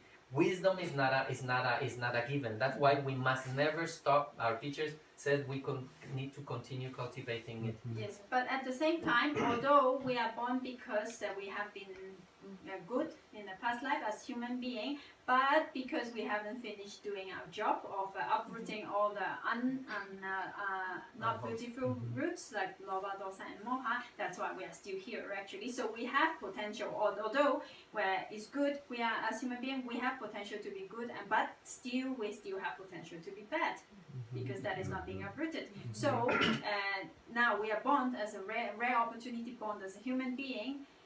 We have to cultivate more, as Bante said, and also not forget that what we need really to do is uproot the other negativities. Otherwise, we are still possible that we will, because we have potential to do bad, and we can go down. Yes, we can. Serpientes y escaleras. Do good, goes up. Do bad, goes down. All the way down. It was Question. just about that, about Just potential. to finish about Somanasa neutrality, I would say sincerely, my dear friends, I think Somanasa, to have pleasant feeling on the neutral, can be more an obstacle than, because Somanasa gets excited easily and Somanasa gets imbued with beauty, arts, music, everything like this. It likes beauty and it can be more, it can take longer to develop. Someone who has more equanimity in general will be able to stay, look at reality and make peace with reality sooner than being easily excited. So it is not a good or bad thing. Yeah. It is But what I we do think with it. what you are talking about is more about personality, tendency, no? personality. Like tendency, like Loba type of people or Dosa type Yes. of people and But- Moha type of people, but not really about whether you are born with Somanasa But or how do you think or- it gets or Upeka. infused with it? When you come, you touching, it is getting onto the feeling of the mind. It is possible. Question for the masters. Okay, But let's it is just continue with logic, this. Charan, Yes. come. Like this, right? Yes. Yeah. Hace bueno. So, just like what we have been talking right now, like even Bansi said, so when we repeatedly do something, what happens? It gets a habit. It habit, becomes yeah. habit, or we get good at it. Yeah. Yes, Mhm. and it is more Mastery. easy to come out when we repeatedly do something. So in the same way, DT also happens the same. If we have repeatedly, or we have the tendency, we have repeatedly have wrong view, then it is more easy for wrong view to happen more easily. And another conditions for how wrong view can also arise is association with friends or with people that has wrong view. So these are the two conditions that is mentioned by the teachers of how wrongview can be. That's why the Buddha in the Mangala Sutta, he very beautifully explained that it is really important what kind of people we relate to. If we relate to people who tends to do wrong, naturally we will, sooner or later we will tend to do wrong. Even if we have a lot of goodness, our goodness will be able also to influence the other ones. But if there is if there is more fire, the water will evaporate. If there is more water, the fire will be vanished. So very, very important from whom we listen and from whom we are together, and we need to take care a lot of our companions. And is it better to try to avoid those groups or those people, or If you can. or try to, I don't know, make them have a different view? Our teacher says depending on your confidence. He teacher says, like, uses the chess game as strategy. He says, if you check up your pieces inside, you check really well, you know where your pieces are, and you see the opponent that it is kind of in a weaker situation, don't worry, go and do good. But if you see that the opponent it is really good position, and you check your pieces inside, oh man, I'm doubtful, I'm something like this.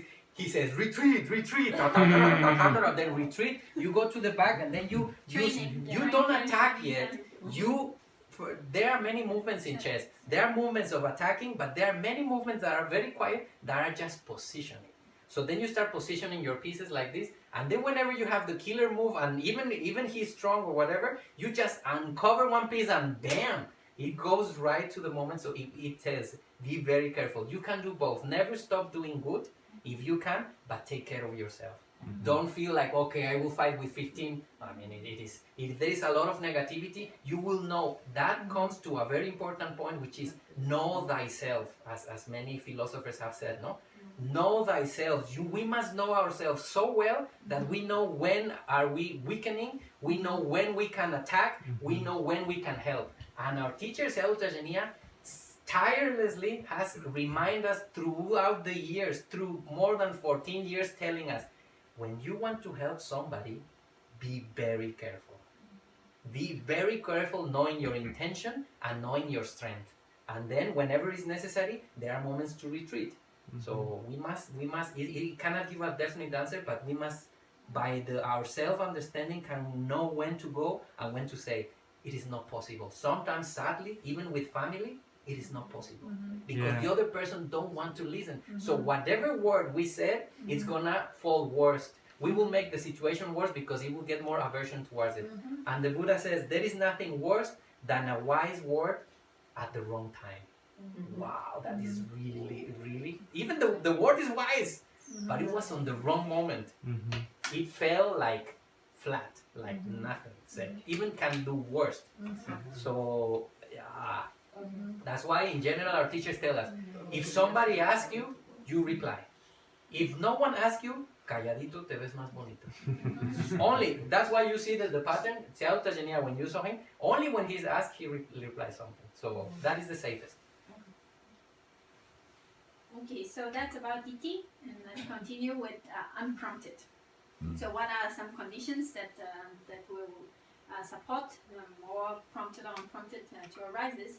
The same one, if the first, or if we were born with a consciousness prompted or unprompted, then it is also more the tendency. Then another one is good health. Then when one is with good health, then we tend to do things simultaneously without so much need of encouragement. No? Well, be careful, now we are talking about just prompted or unprompted. It can be good or it can be bad. So not only akusala, no? Or kusala also can be prompted or can be unprompted. Like if we are in good health, then we tend to simultaneously do things without needing too much encouragement. Or if one is not affected by cold or hot, it doesn't matter. Because sometimes it's too hot, I don't want to do anything. So it needs a little bit of encouragement, or it's too cold, I don't want to get up. When it's cold, I really want to do something, stay on the bed. Or something like that. I really want. So you might need a little bit more encouragement in this case. So if a person is not affected by cold or hot, then he does things more unpromptedly, simultaneously.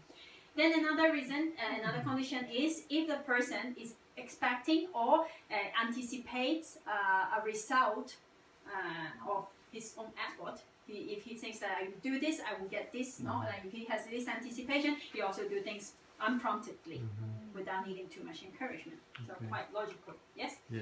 Now another thing is if the weather and if the food is suitable, then one is comfortable. Then when one is comfortable, one do things more simultaneously without needing too much encouragement. Or if one is very skillful in doing that thing, then he just do it quite easily. If someone is not skillful, then he's kind of like hesitate a little bit. Should I? Maybe need a little bit of encouragement because it's not so skillful. Yeah. So this is also another condition. So all this is a condition. If all this are fulfilled, then it is a condition that a person will do things more naturally, simultaneously, Good or bad? unprompted, good or bad. Good or Oh, bad. careful, because someone very healthy. Oh, let's see who today. So, and the opposite of these conditions are that you be prompted. You know, like if the weather and things are not suitable, if it's too hot or too cold, and one is affected, one is not skillful, or one is not healthy, or one with consciousness of prompted, then it is more tendency for prompted to arise. We will So- see all that details of how the kind of consciousness that we die and how it changes or gives the color to the consciousness that we have right now. We will see it in chapter number 4. Very, very interesting. How what we did the last moment affects the new life. And this is not just to know what happened. The important thing is that we are going to die again, my dear friends. So, what are we going to do? What kind of mind, what kind of estafeta, I don't know how you say that in English, estafeta. What kind of estafeta, Relay. the stick of the race, the how you say? The fire, The the torch. Torch. the torch. What kind of torch are we going to give to the next? If we don't get enlightened in this life, we must cultivate as much as possible because somehow we are going to be also indirectly the other one. I mean, Charana, please, I'm giving can say anything. metaphors. It's because they're very good. So whatever we are giving to the next one, we are not giving really. We will experience that. So we must train and make peace with nature on this life to have a good death. So we give the best conditions for whatever comes next. Hopefully, at least it has love for inner cultivation. The only thing I wish for the next one, if I don't get enlightened, I hope, my dear friend or dear whatever it is, that you love to cultivate, continue cultivate, at least try to cultivate yourself. At least that, because that eventually will pop up. Will pop up. And of course, that implies try to do good to others, to oneself, etc., etc.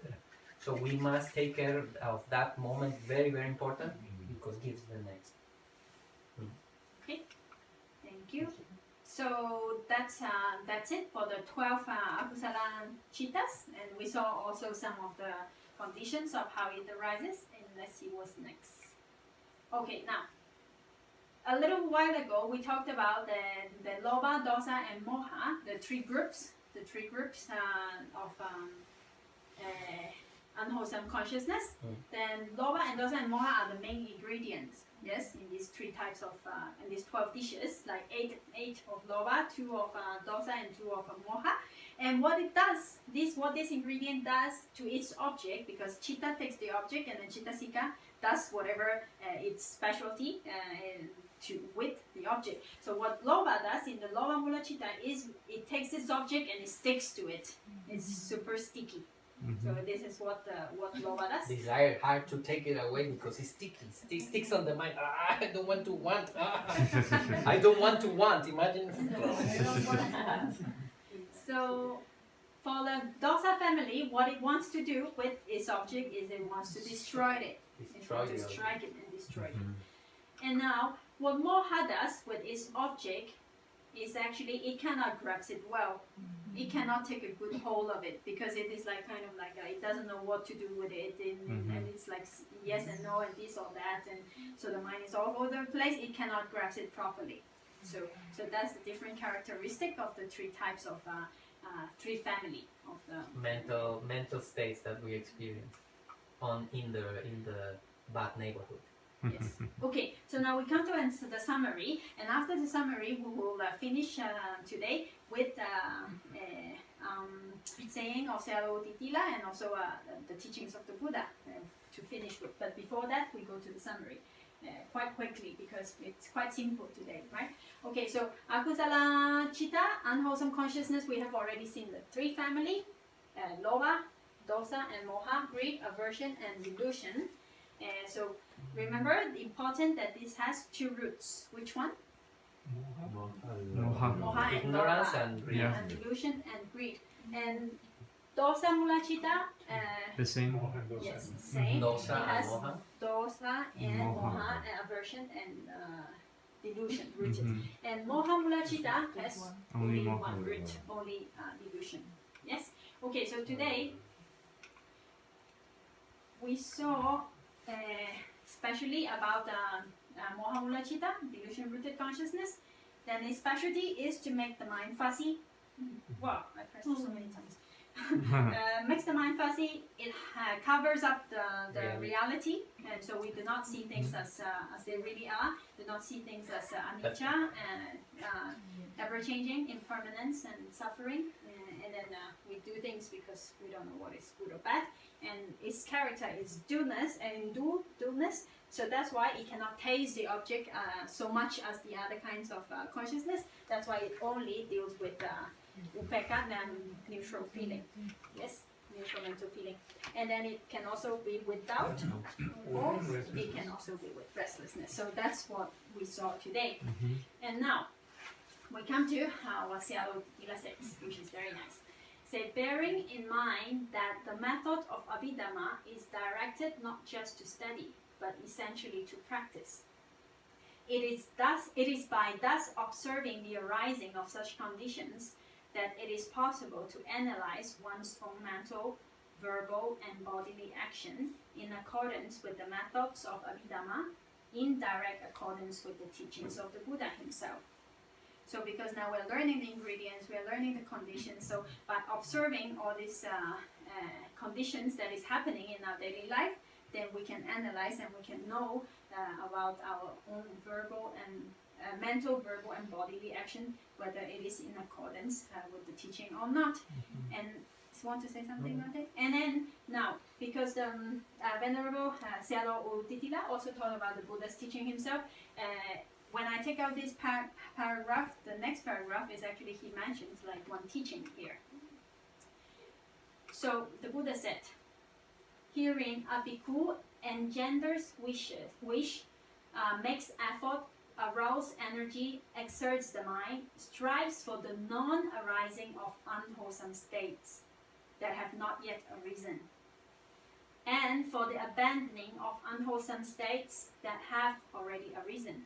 This is called right effort, samavayama. So the Buddha said, right effort, what are we going to do? Now we've learned, we already know about what the unwholesome states are, the 12 unwholesome states, yes? So now that we know about it, what we're going to do, what is called right effort, what needs to be done is, we make effort, arouse energy, we have the wish, we make effort, we arouse energy, we exert the mind, we strive for what? To, is that okay? Yeah? For the non-arising of the unwholesome states that has not yet arisen. So when they are not arising yet, we need to make effort so that these 12 kinds of unwholesome consciousness does not arise in us. Yes? And also, we need to make effort for what? For the abandoning of the unwholesome states that have already arisen. So when we find that these 12 guys is already arisen, it's already there, then we have to strive and make effort to abandon it. Yes, so this is what the Buddha called right effort. Petition to make it in Spanish. Yes. Okay, so there's a petition to make it in Spanish. What is hearing, yeah? Dice el Buda, Hearing. aquí mismo, por decir, empezando, entonces, el bhikkhu, que significa monje, genera el deseo, sí, sorry, one comment. Bhikkhu, here's Venerable Usilananda explained that bhikkhu usually means monks, because the Buddha he usually talks to the community of monks or when he teach. But bhikkhu, this word also means any person who sees danger in samsara, who sees danger in the constant rebirth and born again and again. So whoever sees that it is dangerous and want to practice or can also be called a bhikkhu. So here the Buddha is talking to spiritual the monks and also practitioners. the practitioners. It can be. We all are. bhikkhus. We are Can interested. be, We are yeah. bhikkhus. We are interested on cultivating good and moving away from suffering, seeing the suffering in samsara. Yeah. So aquí el bhikkhu o la persona que desea desarrollarse espiritualmente tiene el deseo, pone el esfuerzo, bueno, pone el esfuerzo, pone el esfuerzo, genera o levanta energía, aplica la mente y se dedica para que los estados mentales que no son sanos o que generan sufrimiento no surjan.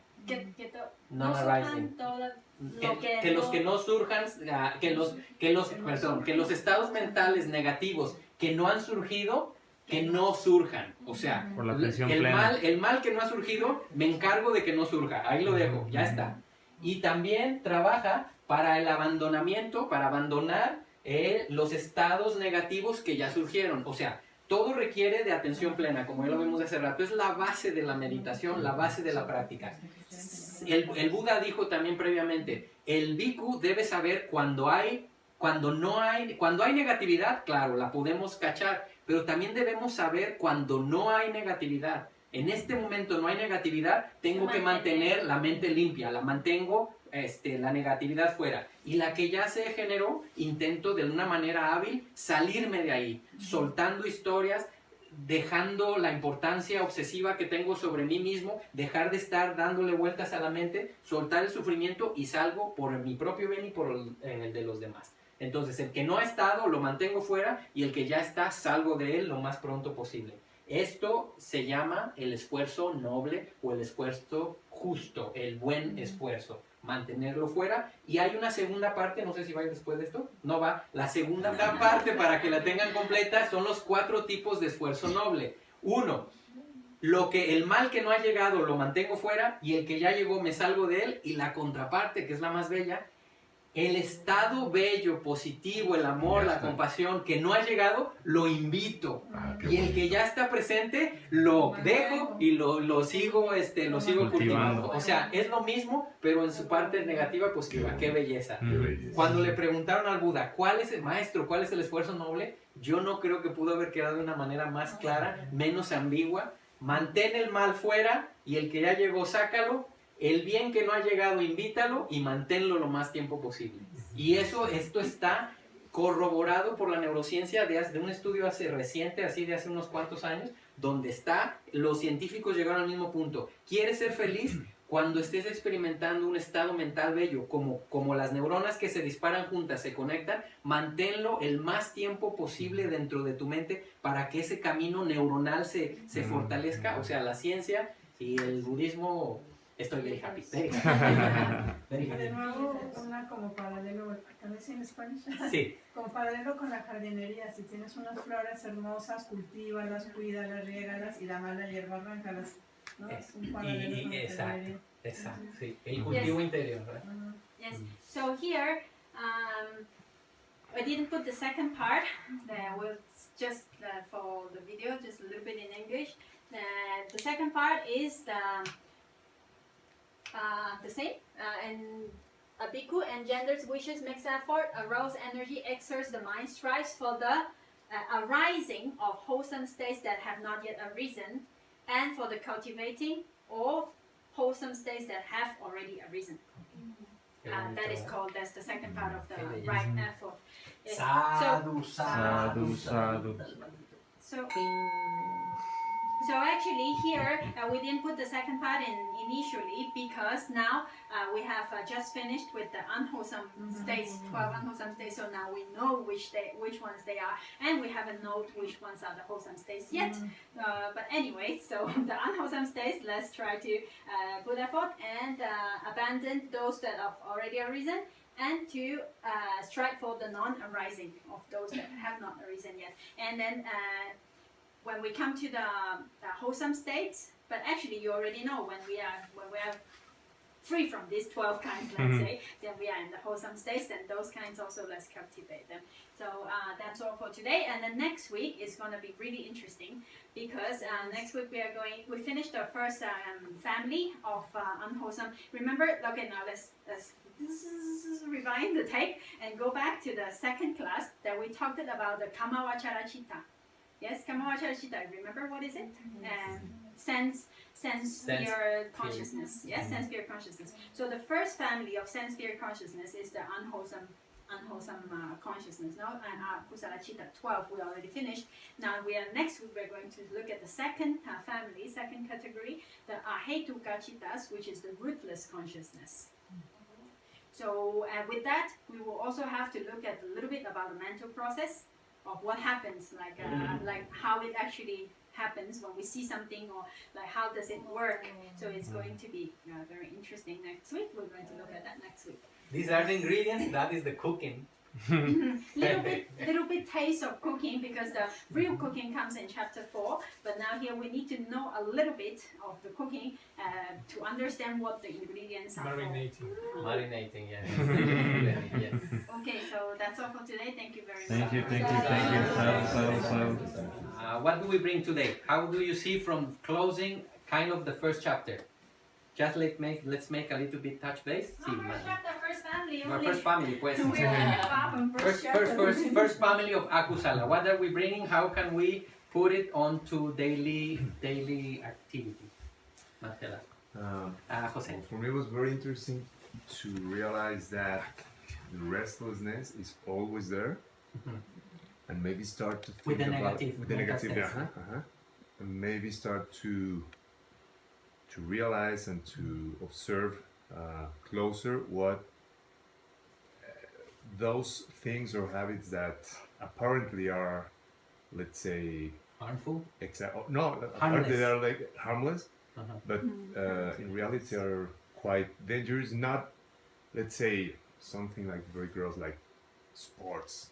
Like people are like very excited. You can get competitive, and in a second you can turn into I hate you, and I'm very aggressive with the other for just mentioning something. But for me, it was interesting to realize, to start a revision of what I think it is not that dangerous, but it's not helping to realize how can I be more focusing what I need, and just avoid in a wise way those habits that are not letting my mind be rest or calm. Restlessness and suffering can be our allies. Now, instead of running from suffering, we will tell, okay, be here, but help me.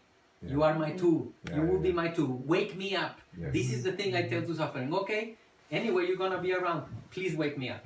Because if I'm suffering unknowingly, nothing can be worse than that. I'm suffering and I don't know I'm suffering. So suffering will go for very long. So just wake us up. Someone else? Yeah, for me it was really interesting to confirm that delusion is present in all. Because I was thinking about it before, but I didn't want to ask before we continue. So. Anytime. Yeah. And let's remember that the Buddha says that the source of suffering is ignorance and desire. The desire that arises from that ignorance. We are here. It's hard to know, and our egos don't. It's hard to take it. But we are here as humans because of ignorance. We don't know that there is suffering in this realm. So we like it because of desire, and then we born again. We generally go the places we love. So it is maybe very possible, says our teachers, if we're born in Mexico, it could be very possible that we were here before and we liked something about it. That's why we go to the same restaurant. That's why we go to the same friend's house or something. Someone else? Two more?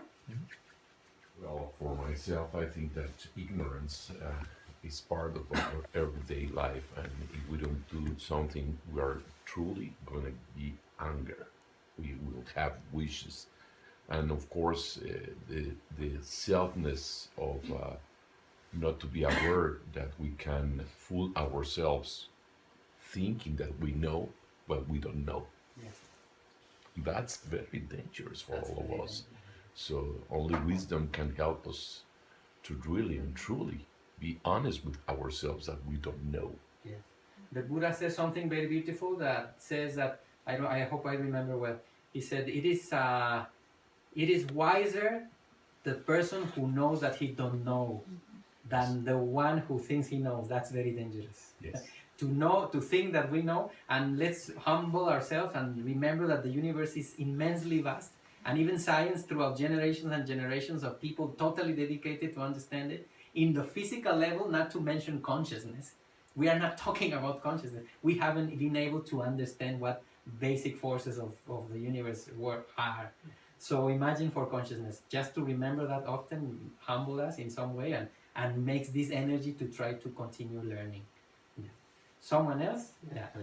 It's a bit shocking to realize that whenever the mind is in a like automatic pilot state, there is some extent of restlessness happening, and sometimes it's very subtle, sometimes it's more evident. And for example, when I'm going to bed and my mind is kind of agitated and kind of jumping from one idea to the other one, and I have to do something, I have to do this and this tomorrow, and that kind of not present situation, there is restlessness happening. And now that I know this, it's probably easier to me just to contact with like the present moment just through the breathing exercise, like Anapan or something like that, and just try to fight a little bit that restlessness before it increases or develops into something worse. And I really hope, my dear friends, that we get a sense of how important mental stability and peace is. Opposite of suffering.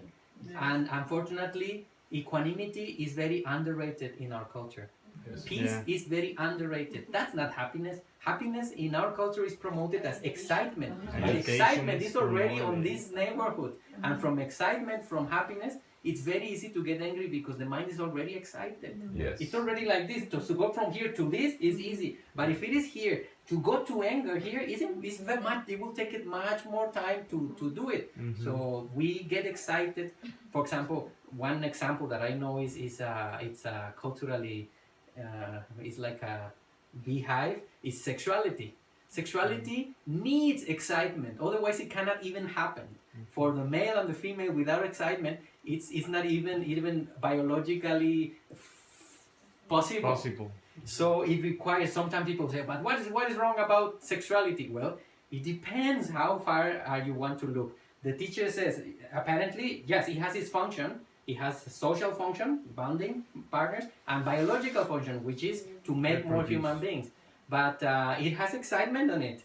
So from there to jealousy, from there to attachment, easy, because the mind is already jumping. So we need to see. Now, the teacher says, but what is wrong about it? There is nothing wrong if you want to do it. But if you want to get definite, deep peace, restlessness cannot go because of this. It is not puritanity. How you say? Puritan. It is not puritaneria. It is just how nature works. We are not fighting. So the teacher says, it's like the same, but what is wrong about it, or holding hands or something like that? The teacher said, look, let's make the experiment that we love. We get a sand piece, a grain of sand. We put it in the hand. Does it hurt you? Do you put it in mentally? Does it hurt you? No. But look, put it here.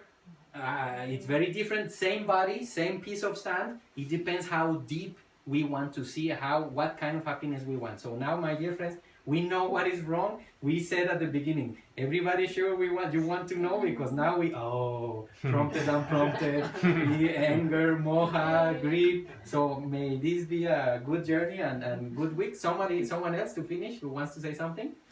No one? Chana? Yes. Yeah, first of all, I want to thank everybody for coming early today. So we really started at 9 and finished at 11, so it's very good. Thank you. どうもありがとうございます。 And another thing is I also want to congratulate Andrea, Eduardo, and Caro because the quiz that they did, they almost got full points. So I'm very happy about this because that this shows that you really are understanding the content and everything, so it's very nice. So also, if whoever does the quiz, and if you have a question concerning the quiz, there's something like why is it the answer like not the one that I thought, or if there is some doubt, also please let us know so we can discuss about it in the class. And as you know, we are very well supported. If we get entangled because we are also students and going, our teachers are there. So we have Dhamma hotline. So don't worry, we are very well supported by many good teachers. So 24 hours solar power. Okay, my dear friends, let's close today. Thank you so much for everyone for allowing us also this opportunity to be thinking about this. Thank you very, very much. We put our intention by all the seeds, all the sparks that came today with the Buddha's teaching fall into good ground so it can give many fruits. And with that intention, we repeat. Dano punyam nibbanasa paceyo hotu. Idano punyam nibbanasa paceyo hotu. Idano punyam nibbanasa paceyo hotu. May all our good actions, like sitting here and putting intent and effort on cultivating ourselves, be the cause for our final liberation or the experience of Nibbana. Thinking on all the people, our family, our friends, co-workers, people we know, people we don't know, especially those who suffer more than us, which is millions and millions and millions of brothers and sisters. May they be well and hopefully even be benefited by the fruits that we are starting to cultivate. With that intention, we repeat. Idano punyam sarvasatanam pajimam. Idano punyam sarvasatanam pajimam. Idano punyam sarvasatanam pajimam. Sadhu, sadhu, sadhu. Through the goodness that arises from my practice, may my spiritual teachers and guides of great virtue, my mother, my father, and my relatives,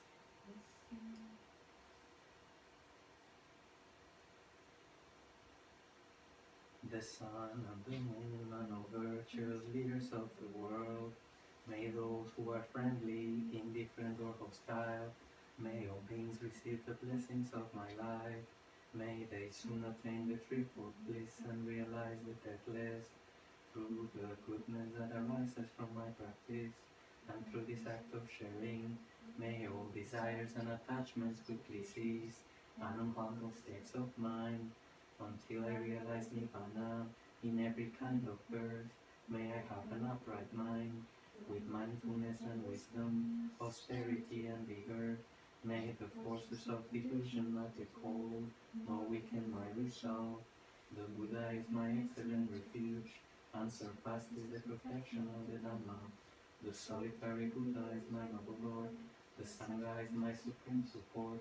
Through the supreme power of all these, may darkness and delusion be dispelled.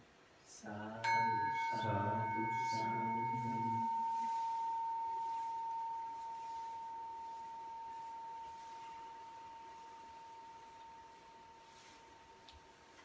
In the name of the Sangha, we appreciate your acts of kindness, and we repeat Sanghasa, Dema, Nibbanasa, Paceyo, Hotu. Sadhu, sadhu, sadhu. May this act of kindness towards the order of monks help them to continue surviving and taking care of the teaching, and our teachers rejoice in the seeds that are planted in our own consciousness, and will give much more benefits in this life and more to come. Thank you very much. Thank you. Nos vemos el próximo domingo, el miércoles. Welcome.